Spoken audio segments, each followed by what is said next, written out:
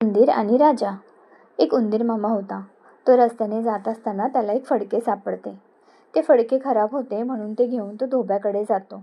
धोबीदादा, माझे एक काम करा ना, मला हे फडके धुवून द्या ना.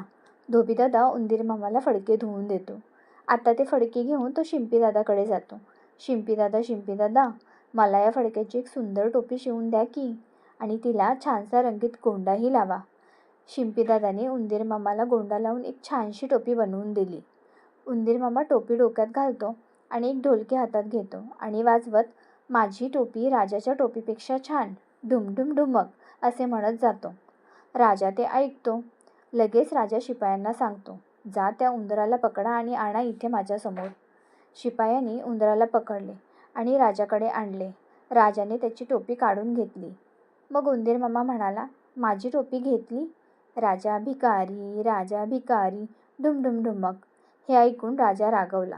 त्याने उंदीर मामाची टोपी खाली फेकली आणि उंदीर मामाने ती घेतली आणि म्हणाला, राजा घाबरला. मला टोपी परत दिली, ढुमढुम ढुमक. तो राजवाड्यातून निघून गेला.